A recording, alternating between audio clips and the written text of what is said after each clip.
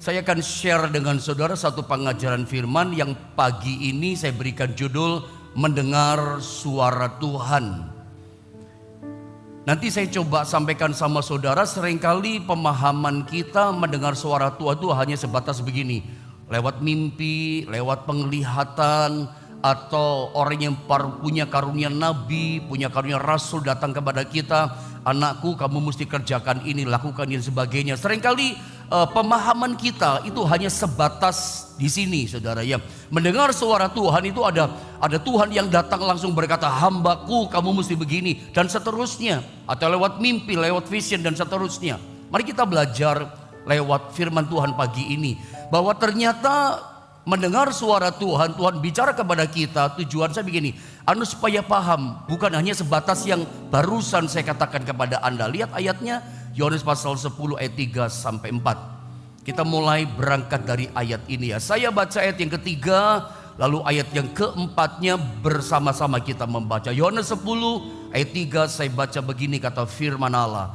Untuk Dia penjaga membuka pintu, dan domba-domba mendengarkan suaranya, dan Ia memanggil domba-dombanya masing-masing menurut namanya dan menuntunnya keluar. Sama-sama kita baca ayat yang keempat, 2 dan 3. Jika semua dombanya telah dibawanya keluar, Ia berjalan di depan mereka, dan domba-domba itu mengikuti Dia karena mereka mengenal suaranya. Langsung lihat PowerPoint yang pertama, bahwa yang namanya domba dalam Yohanes pasal 10 ini tentang gembala dan domba. Gembalanya Yesus, kawanan domba gembala itu kita umatnya. Makanya saya katakan tembak langsung saja, domba itu memang seharusnya mendengar suara gembalanya. Itulah suaranya Yesus, bahkan mengenal suaranya. Kata ayatnya yang keempat. Ayat ketiga, kita harus mendengar suaranya. Ayat yang keempat, bahkan kita harus mengenali suara gembala kita. Nah, kita semua dalam Yohanes 10 digambarkan adalah kawanan domba, dan gembalanya kita itu adalah Tuhan Yesus Kristus. Dia gembala kita semua.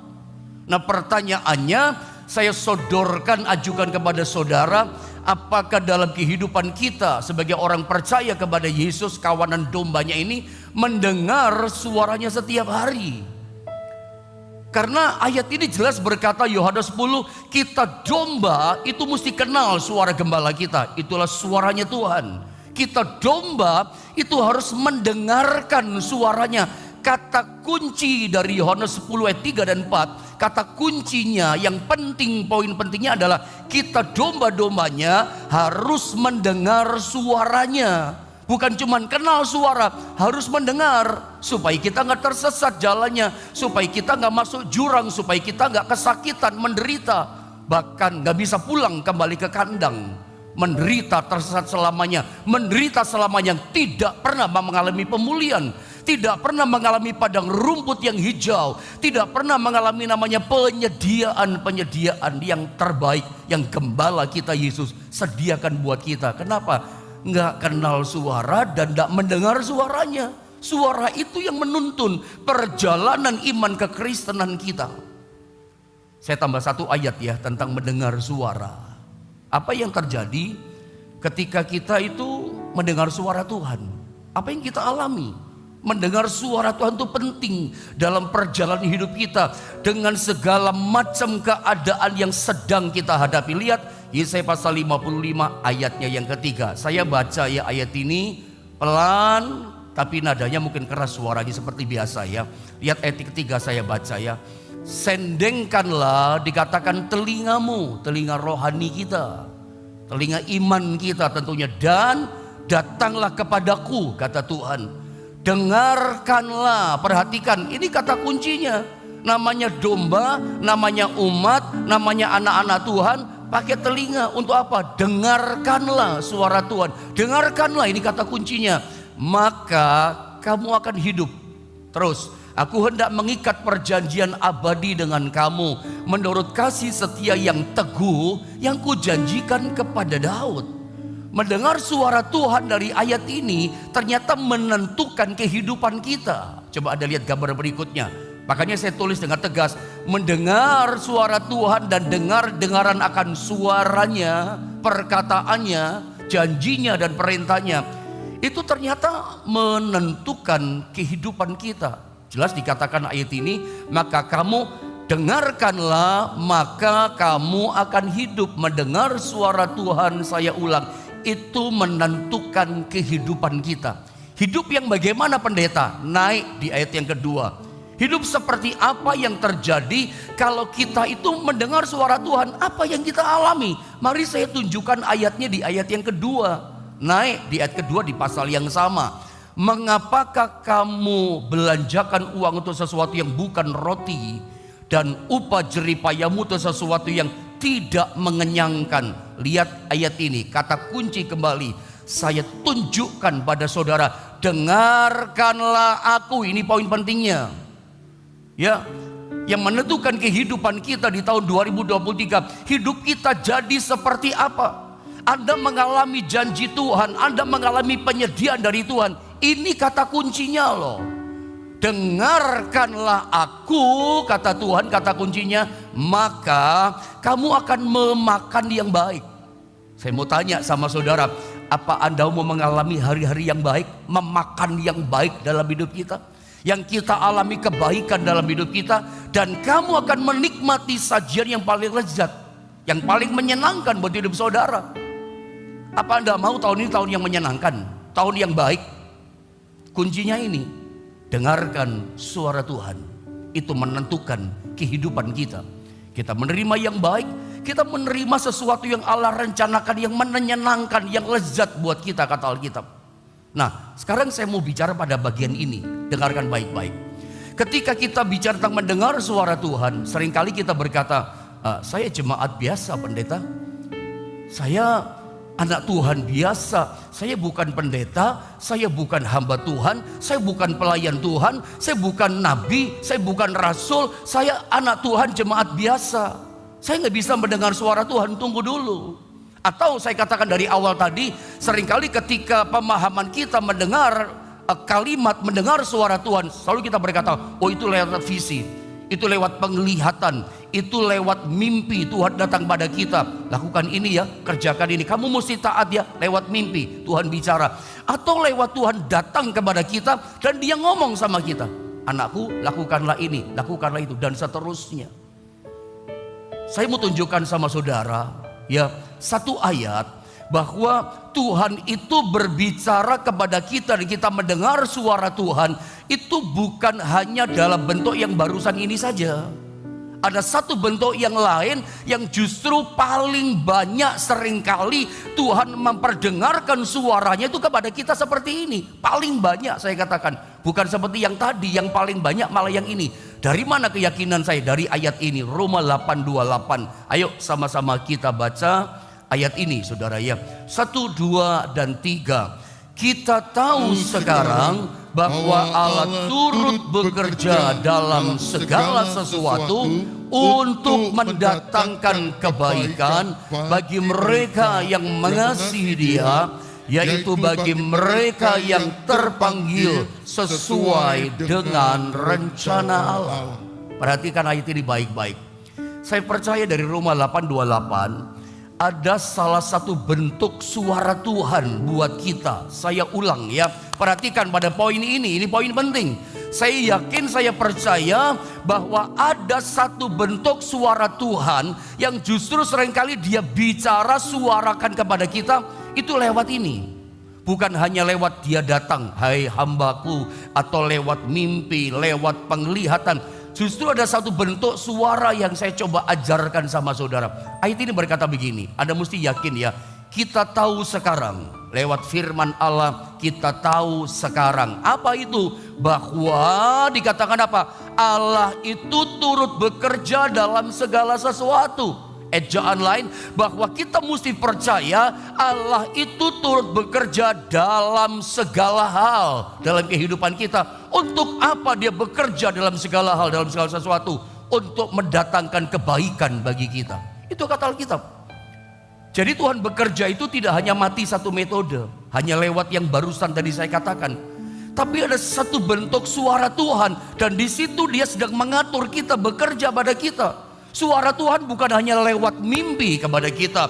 Suara Tuhan yang datang kepada kita itu bukan hanya lewat sebuah penglihatan atau lewat nabi rasul datang. Tuhan bicara, kamu harus gini. Enggak selalu begitu, enggak selamanya begitu. Ada satu bentuk suara Tuhan. Bagaimana contohnya? Saya tunjukkan Kejadian 39 ayat 20. Ini contoh suara Tuhan yang justru lebih banyak dia bicara kepada kita itu lewat keseharian seperti ini. Bukan hanya lewat mimpi kita percaya, bukan hanya lewat penglihatan, ya itu terjadi. Tapi ada satu bentuk suara yang lain yang justru dia paling banyak bicara kepada kita lewat ini, lewat peristiwa kejadian. Saya berharap Anda menangkap sampai di sini, ngikutin saya. Kejadian 39 ayat 20 saya baca ya. Lalu Yusuf ditangkap oleh tuannya dan dimasukkan ke dalam penjara, tempat tahanan-tahanan raja dikurung. Demikianlah Yusuf dipenjarakan di sana. Saya berani katakan apa yang dialami Yusuf dalam peristiwa penjara ini, itu adalah salah satu bentuk suara Tuhan buat orang namanya Yusuf. Suara Tuhan itu adalah penjara di sini tempatnya. Kalau saya boleh kasih gambaran, apakah saudara setuju dengan saya kalau saya katakan bahwa penjara inilah yang membuat Yusuf akhirnya ketemu menghadap Raja Firaun? Penjara ini, suara Tuhan lewat penjara ini, tuntunan Tuhan lewat penjara ini yang akhirnya justru membawa Yusuf itu bisa menghadap ketemu sama Firaun. Atau saya lanjutkan dengan sebuah pertanyaan, apakah saudara sependapat atau setuju dengan saya bahwa istri Potifar lah, tante Potifar lah, orang yang sesungguhnya paling berjasa dalam promosi kehidupannya Yusuf? Bayangan saya begini, selalu saya pakai cerita ngomong sama saudara, seandainya Yusuf begitu dia sukses menjadi orang kedua, perdana menteri atau suka disebut sebagai raja muda setelah Firaun, kekuasaannya sama, yang bedakan cuma tahtanya saja. Perintahnya Firaun sama dengan perintahnya Yusuf.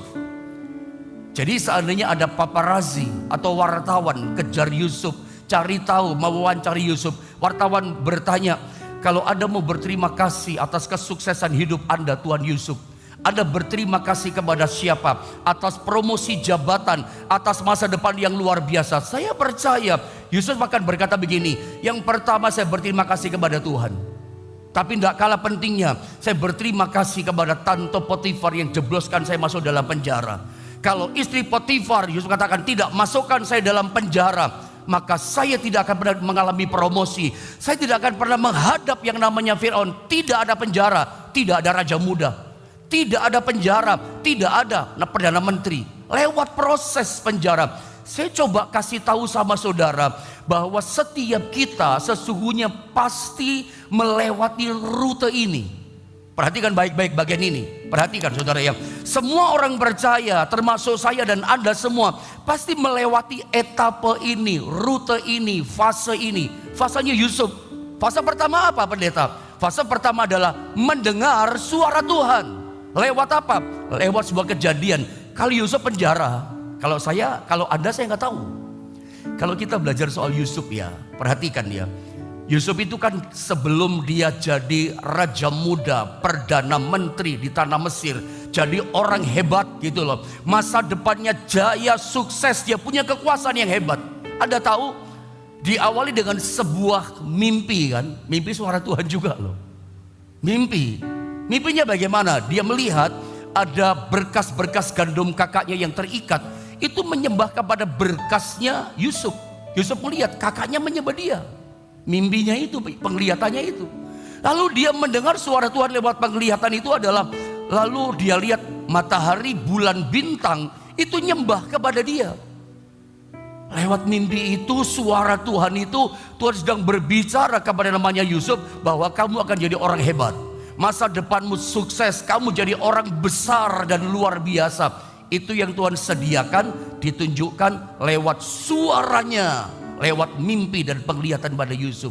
Pertanyaan saya, apakah besok setelah mimpi dia buka mata langsung promosi dia dapat? Tidak. Rute pertama, fase pertama kita pasti ngalami semua kita. Apa fase kita? Mendengar tuntunan Tuhan, mendengar suara Tuhan, menerima janji Tuhan, menerima harapan-harapan dari Tuhan. Semua kita melewati fase nomor 1 ini. Tidak mungkin tidak, namanya anak Tuhan. Pasti ada janji Tuhan buat Anda. Pasti ada suara Tuhan buat Anda. Dikasih harapan saudara sama Tuhan. Harapannya luar biasa. Berkat yang limpah, proyek yang luar biasa. Janjinya kita sampai lanjut umur diberikan kesehatan, kekuatan oleh Tuhan. Tetapi setelah kita menerima fase pertama, dengar suara Tuhan, apakah langsung alami promosi? Yusuf enggak loh. Begitu dia terima suara Tuhan itu, semuanya bersama dia. Besok apa istilahnya ya? Paradoks. Istilahnya apa ya? Enggak sama sekali, berbalik sama sekali. 180 derajat nggak sama gitu kira-kira. Karena besoknya kemudian dia masuk dalam sumur, terjun bebas. Ya, itu bisa putar balik keadaannya. Bahkan dia dijual jadi budak di Mesir. Bahkan dia masuk dalam penjara. Anda bisa ikuti cerita saya ini. Mimpinya jadi orang hebat. Tapi ternyata 180 derajat berubah, nggak sama sekali dengan peristiwa dalam mimpi yang dia dapatkan. Kadang kita ngalami itu loh saudara. Tapi Yusuf gak berontak. Saya pernah ajarkan Yusuf ikhlas menerima itu. Kadang-kadang kita bingung saudara, ngalami seperti itu. Janjinya luar biasa, janjinya promosi, tapi ternyata gak sama dengan mimpi itu keadaannya. 180 derajat sama sekali berbeda gitu loh. Saya coba tunjukkan satu contoh. Saya gak sempat catat ayatnya. Dalam Kisah Rasul pasal 16, itu mulai ayat yang ke-9. Paulus itu pernah ngalami hal ini saudara ya. Coba Anda lihat ya, saya bacakan, tolong pahami ayat ini saudara ya. Bisa berbeda gitu loh pemahaman, penglihatan suara Tuhan dengan realita yang ada. Fase pertama pasti ada suara Tuhan, tapi realitanya gak sama. 180 derajat sangat berbeda, bertolak belakang. Pada malam harinya ayat 9, tampaklah oleh Paulus suatu penglihatan. Ini suara Tuhan juga, penglihatan. Ada seorang Makedonia berdiri di situ, ya. Dan ada seorang Makedonia berdiri di situ. Dalam terjemahan lain dikatakan there is a man of Makedonia, ya. Terjemahan bahasa kita katakan there is a man. Ada seorang laki-laki yang berasal dari Makedonia. Cuman ayat ini bahasa Indonesia nggak jelas ya. Dikatakan ada seorang Makedonia berdiri di situ. Bahasa Inggris seorang laki-laki, a man dari Makedonia, laki-laki ini, dan berseru kepadanya, katanya, menyeberanglah kemari dan tolonglah kami. Dapat suara Tuhan, ada seorang, there is a man of Makedonia, berteriak-teriak, menyeberang datang kemari. Lihat ayat 10. Tolonglah kami dikatakan ya. Setelah Paulus melihat penglihatan itu, dapat suara Tuhan itu, janji Tuhan itu, petunjuk Tuhan itu, segeralah kami mencari kesempatan, langsung bertindak, langsung melakukan. Nggak tunggu besok, nggak tunggu minggu depan, dia melakukan untuk berangkat ke Makedonia. Karena dari penglihatan itu kami menarik kesimpulan. Dia coba cari tahu arti penglihatan tadi. There is a man of Makedonia yang panggil-panggil dia. Datanglah kemari, tolonglah kami. Dia pengen menyimpulkan apa itu artinya, dia cari tahu. Akhirnya dia dapat artinya bahwa Allah telah memanggil kami, Paulus dan Silas dan kawan-kawan, untuk memberitakan Injil, itulah keselamatan, kepada orang-orang di sana, orang Makedonia. Dia dapat artinya dari Tuhan, dari Roh Kudus. There is a man of Makedonia, laki-laki yang panggil dia tadi adalah mereka minta tolong supaya diselamatkan lewat Injil keselamatan, kabar baik itu. Lalu lihat ayat yang ke-11. Lalu kami bertolak dari Troas dan langsung berlayar ke Samotrake, dan keesokan harinya tibalah kami di Neapolis. Lihat ayat 12. Saya terus baca ya, kalau saya diterangkan ya. Dari situ kami ke Filipi, kota pertama di bagian Makedonia. Sudah nyampe Makedonia. Perhatikan apa yang terjadi. Suatu kota perantauan orang Roma, di kota itu kami tinggal beberapa hari. Sudah nyampe Makedonia. Jadi dia sudah lakukan itu visinya Tuhan. Sudah lakukan itu yang namanya suara Tuhan. Dia bertindak, sekarang ada di Makedonia. Sekarang apa yang dilakukan oleh Paulus? Ya, tentang penglihatan seorang laki-laki memanggil, tolonglah kami dari Makedonia. Lihat ayat 13. Karena Makedonia minta diselamatkan, supaya diselamatkan Paulus pergi kemana? Ke sinagoga, ke rumah Allah. Lihat, pada hari Sabat kami keluar pintu gerbang kota. Kami menyusur tepi sungai dan menemukan tempat sembayang Yahudi, rumah ibadah sinagogonya orang Yahudi. Namanya mau menyelamatkan orang, ya maksudnya rumah ibadah. Nangkap saudara ya? Yang sudah kami duga ada di situ. Perhatikan kalimat ini. Setelah duduk, kami berbicara kepada perempuan-perempuan yang ada berkumpul di situ. Ada menemukan yang aneh tidak? Paulus tidak menemukan loh suara Tuhan yang berkata, there is a man of Makedonia, laki-laki yang memanggil dia, datang tolonglah kami. Tidak ada, seorang laki-laki pun tidak ada. Yang dijumpai realita kenyataan dari suara Tuhan itu 180 derajat berbeda dengan penglihatannya. Nggak sama seperti Yusuf. Semua menyembah, dia berkuasa, besoknya anjlok ke bawah. Besoknya menderita, besoknya jadi budak di Mesir, besoknya kerja, saudara ya, dan masuk penjara, disebut pezina, memperkosa. Aduh, nggak enak banget. Yang dialami penderitaan, realitanya dari suara Tuhan itu loh, 180 derajat bertolak belakang, tidak sama. Sama dengan Paulus, yang dia lihat suara Tuhan, seorang laki-laki memanggil dia, tolonglah kami, selamatkan kami. Tapi begitu nyampe Makedonia, di daerah Filipi, masuk rumah Tuhan, tidak ada seorang laki-laki pun yang dia lihat. Yang dia lihat apa? Sekelompok perempuan-perempuan, kumpulan wanita-wanita yang sedang cari Tuhan, yang sedang barangkali Bible study atau membicarakan nama Tuhan. Dan nanti akhirnya dari perempuan-perempuan ini keluarga Lydia, penjual kain ungu, diselamatkan dari isi rumahnya. Itu rencananya. Ada keluarga-keluarga di Makedonia diselamatkan. Nanti ada orang yang punya roh tenung dilepaskan. Seorang wanita lagi punya roh tenung diselamatkan. Roh tenungnya, hai roh tenung keluar, lepas. Tuannya marah-marah, masuk penjara. Nanti orang-orang penjara diselamatkan. Kepala penjara diselamatkan. Orang Makedonia diselamatkan. Ada lihat ya, dari cerita yang barusan saya tunjukkan sama saudara. Penglihatan suara Tuhan yang diterima Paulus 180 derajat bertolak belakang, tidak sama. Tidak ada laki-laki, perempuan. Yusuf juga ngalami seperti itu. Penglihatannya semua menyembah, besoknya terjun bebas ke bawah. Penderitaan, fase itu saya mau ingatkan bagian ini. Rute ini, fase ini, destiny ini. Pertama suara Tuhan, kedua itu seringkali janjinya gak semanis yang kita harapkan. Kalau ada ngalami seperti ini, Anda bertanya, lalu pendeta, pastikan pertanyaannya, pendeta, kalau gitu apa yang saya lakukan? Janji Tuhan katanya sudah diberkati, janji Tuhan katanya sehat, janji Tuhan bahagia, kok ngalami penderitaan? Lalu apa yang Anda lakukan? Misalnya Anda dapat janji Tuhan, ini contoh yang paling sederhana ya. Tuhan misalnya katakan, sekolahkan anakmu kuliah, ya di tempat yang terbaik misalnya, tapi Anda nggak punya dana. Tapi janji Tuhan, Anda yakin di suara hatimu bahwa anakmu disekolahkan yang terbaik, masa depannya bagus. Anda gak punya dana. Apa yang Anda lakukan mendengar suara Tuhan itu? Realitanya kedua, Anda gak punya uang. Bagaimana bertolak belakang? Gak ada apa-apanya. Ini kan sebuah pergumulan, sebuah tantangan. Apa yang Anda lakukan? Tetap berusaha. Seperti Paulus, meskipun dia dihadapi tidak ada laki-laki, perempuan semua, dia terus memberitakan Injil. Dia terus melakukan bagian tugasnya, terus bekerja bagi Tuhan. Anda pun tidak boleh berhenti. Ya, tidak boleh berhenti, tetap lakukan tugas saudara. Kalau misalnya urusan sekolah tadi, ya Anda cari pameran-pameran studi sekolah.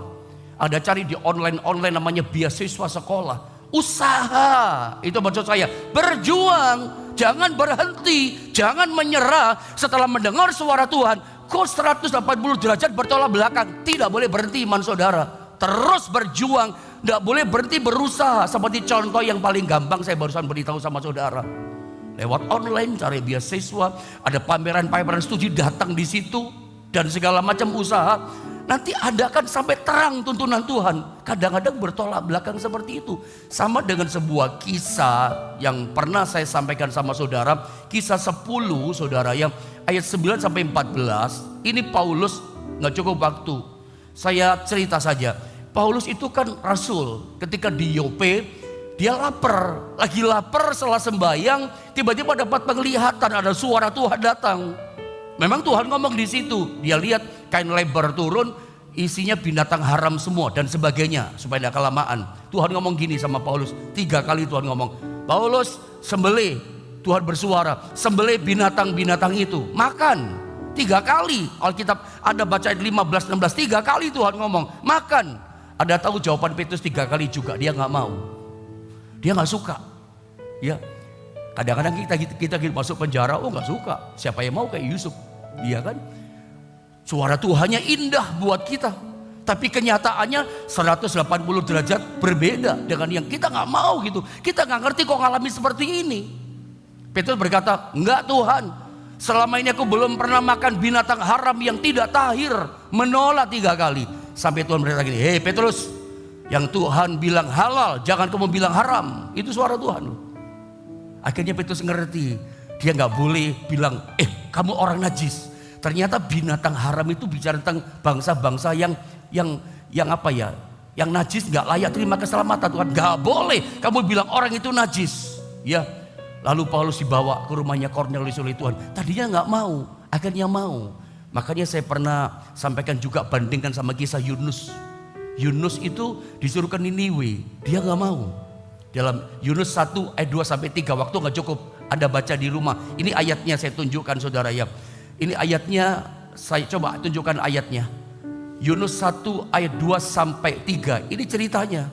Suruh pergi ke Niniwe, dia malah maunya perginya ke Tarsis lewat sebuah pelabuhan namanya Yafo. Dia nggak mau. Kenapa nggak mau Niniwe? Dia menolak.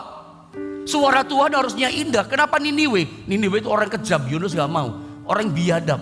Itu kalau musuh ditangkap, dicongkel matanya, siram garam. Itu Niniwe kerjaan mereka. Makanya Yunus nggak mau. Dan kalau musuh ditangkap, itu dibiarkan kelaparan, nggak makan, supaya mereka jadi kanibalisme, makan, saling memakan orang, saling memakan itu manusia, musuh sama musuh. Itu kerjaan Niniwe. Makanya Yunus biar aja mereka binasa. Mendengar suara Tuhan itu dia menolak, berontak, nggak mau. Saya mau tunjukkan satu ayat. Ketika kita seperti Yunus di Yafo, seperti kita ada di Petrus di Yope. Yope juga Yafo sama. Keadaan yang tidak nyaman, seperti juga keadaan dialami oleh Yusuf, keadaan juga dialami oleh Paulus. Ya, kok kenyataannya nggak sama ya janji Tuhan. Laki-laki tapi perempuan dihadapi, menyembah malah jadi budak dia. Respon kita bukan seperti Yunus. Respon kita juga bukan seperti yang lain berontak gitu, tapi seperti Petrus. Ini ayat ini sangat memberkati saya. Saya ingin munculkan kembali ayat ini. Saya langsung baca ayat yang ke-29 ya. Yunus dia nggak mau, dia lari ke Yafo. Tapi Petrus tidak. Ketika ditunjukkan binatang haram, sebetulnya dia nggak mau. Tapi dikatakan, itulah sebabnya aku tidak berkeberatan. Ini keren ini bahasanya. Ini respon kita seperti ini. Itulah sebabnya aku tidak berkeberatan ketika aku dipanggil lalu datang kemari. Sekarang aku ingin tahu apa sebabnya kamu memanggil aku. Akhirnya dia datang ke keluarga Kornelius, bangsa kafir yang najis, gak layak terima keselamatan. Dia datang ke sana. Tadinya menolak. Tadinya kok tugas yang asing, kok gak sama seperti yang kemarin. Janji Tuhan kok gak sama. Dia berkata, aku tidak berkeberatan. Pagi ini saya mau berkata sebagai pesan, dan menurut saya ini satu pewahyuan yang penting buat setiap saudara. Jadi senjata saudara menghadapi saat-saat yang bertolak belakang suara Tuhan dengan yang kita harapkan. Semua kita pasti ngalami fase pertama. Suara Tuhan pasti datang kepada kita. Janji berkat, janji panjang umur, janji kesehatan, keluarga bahagia. Itu kita pegang, kita imani memasuki tahun 2023. Bukankah kita sama? Kita imani tahun 2023 adalah pintu-pintu Tuhan terbuka dengan baik buat kehidupan kita. Ada percaya itu? Tapi seringkali janji suara Tuhan lewat firman atau datang kepada saudara, itu realitanya hari pertama, hari kedua, bulan pertama, bulan kedua, sekarang mau masuk bulan ketiga, yang adalah alami lain, beda, nggak sama. Bukan pintu yang baik yang dibukakan, bukan keadaan yang nyaman yang Anda alami. Sikap Anda bagaimana? Apa seperti Yunus ada berontak, nggak mau Tuhan, lalu lari tinggalkan Tuhan, atau seperti Petrus? dalam menghadapi situasi yang tidak nyaman, apakah kamu semua bisa berkata, aku tidak berkeberatan Tuhan, walaupun aku tidak suka ngalami ini. Aku tidak berkeberatan Tuhan, walaupun ini menyakitkan buat aku, bikin aku susah, bikin aku stres, aku tidak keberatan. Kalau Anda bisa seperti Yusuf, Anda bisa seperti Petrus tidak berkeberatan, nanti Anda akan lihat seperti Paulus. Nanti Anda akan lihat, Anda kagum. Oh ternyata Tuhan, kalau aku nurut jalanmu Tuhan, jalannya luar biasa. Paulus lihat Makedonia, banyak orang diselamatkan, jadi berkat dia. Petrus lihat Cornelius keluarganya dipenuhi dengan Roh Kudus. Karena kata kuncinya apa? Mendengar suara Tuhan. Dan aku tidak keberatan Tuhan. Doa saya pagi ini di saat kau merasa gak tahan dengan proses hidupmu. Kok yang saya alami ini Pak Pendeta? Saya ngalami ini, saya gak suka sebetulnya. Bisakah Anda pagi ini juga berkata, bahkan kau bisa chatting berkata, aku tidak keberatan mengalami ini semua Tuhan. Yang penting kau bersama dengan aku. Kalau saudara disertai Tuhan, selalu akan terjadi pintu-pintu yang terbaik Tuhan pasti bukakan. Anda gak boleh berhenti loh. Saat Anda mengalami suara Tuhan dengan realita yang 180 derajat itu tidak sama, Anda terus berusaha. Anda gak boleh berhenti pada rencana Tuhan, terus beritakan Injil, terus melayani Tuhan. Anda terus berusaha dengan visi Tuhan tadi, terus kerjakan, terus lakukan. Apa sih janji Tuhan suaranya buat saudara hari ini? Apakah berkat? Apakah disembuhkan atau pertolongan Tuhan? Kau yang di rumah sakit sedang sakit hari ini, kau yang tergeletak tidak berdaya hari ini, kau mungkin berkata, kok ini yang saya alami. Jangan berontak loh saudara. Saya tahu, saya bisa merasakan Anda yang sedang tergeletak di rumah sakit tidak berdaya hari ini. Kok saya ngalami? Dengarkan baik. Katakan Tuhan, aku udah keberatan. Dan saya percaya di balik itu, suara Tuhan tidak pernah gagal. Ujungnya pasti kemuliaan seperti yang dialami Yunus. Ayat yang terakhir saya baca, ayat yang terakhir Kejadian 50 ayat 20. Saya baca ya dengan cepat ya. Memang kamu telah mereka-rekakan yang jahat terhadap aku. Dia ngomong sama kakak-kakaknya, koko abangnya semua. Tetapi Allah telah mereka-rekakannya untuk kebaikan. Ujungnya kebaikan loh. Dengan maksud melakukan seperti yang terjadi sekarang ini, yakni memelihara hidup suatu bangsa yang besar. Yusuf itu tulus orangnya ya. Apapun jalan Tuhan, suara Tuhan, dia gak pernah berontak. Saya pernah bilang tidak ada satu kata berontak pun. Saya yakin dia berkata seperti Petrus, Tuhan aku tidak berkeberatan mengalami seperti ini. Aku rela, yang penting ada Tuhan. Terus jalan dalam iman, terus kerjakan bagianmu seperti Yusuf. Dan Anda akan melihat terpesona, Anda kagum. Kebaikan Tuhan dinyatakan atas kehidupan saudara.